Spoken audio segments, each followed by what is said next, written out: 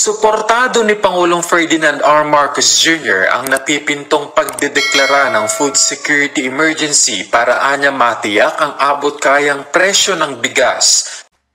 Bago tayo magpatuloy, huwag kalimutang mag-subscribe sa aking channel.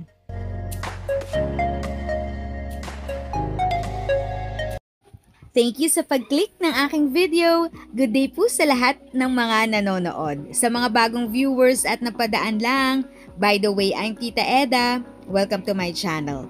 Ang channel na maghahatid sa iyo ng dagdag kaalaman tungkol sa government services, bagong mga balita at informative videos na galing sa legit na resources.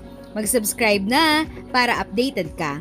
Ferdinand R. Marcos Jr. sa pagdedeklara ng food security emergency para mapababa ang presyo ng bigas. Samantala, tiniyak din ng Pangulo na hindi maaapektuhan ang serbisyo ng pamahalaan sa harap ng pagbabago sa pambansang budget.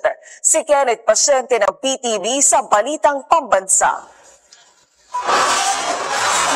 Suportado ni Pangulong Ferdinand R. Marcos Jr. ang napipintong pagdedeklara ng food security emergency para anya matiyak ang abot kayang presyo ng bigas. Sa isang ambush interview, sinabi ng Pangulo na sa harap kasi ng pagsisikap ng pamahalaan para bumaba ang presyo ng mga bilihin, lalo na ang bigas, ay patuloy pa rin ang pagsirit ng presyo ng mga ito sa pamilihan. Kaya para mapababaan niya ito ay idedeklara ang food security emergency. Giit ng Pangulo, paraan na rin ito para maayos na gumana ang merkado nang hindi naman umaray ang mga mamimili sa taas ng presyo ng mga bilihin. Sa susunod na linggo, posible anyang matanggap ng Agriculture Department ang rekomendasyon ng National Price Coordinating Council.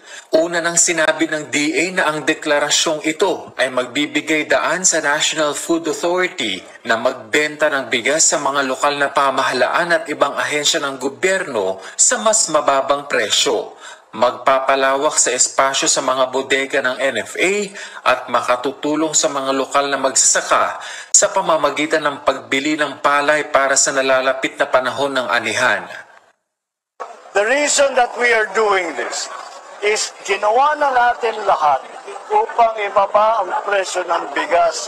Ngunit the market is not being allowed to work properly. Hindi nasusundan ang demand and supply curve dahil hanggang ngayon kahit ibaba mo lahat ng inputs, ang pagbenta pa rin, mataas pa rin. And so we have to force that price down and we have to make sure that the market works properly, na walang friction cost na nangyayari dahil sa sari-sari iba't ibang bagay.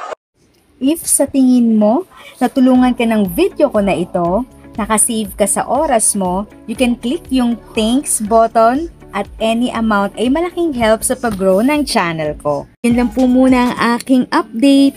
Sana ay nakatulong na dagdag kaalaman ang aking shinare today.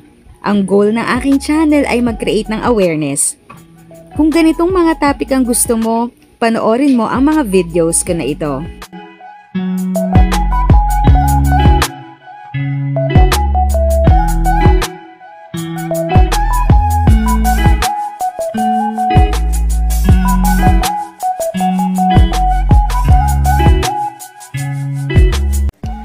Thanks for watching! Kung may kapamilya, kaibigan o kakilala sa tingin mo ay magiging interesado sa video, please share or tag sila sa comment section. At syempre, if nagustuhan mo ang video, i-like mo na ito at subscribe ka na din. As always, feel free to write your questions, comments, and opinions respectfully. And continue to be a blessing and stay safe!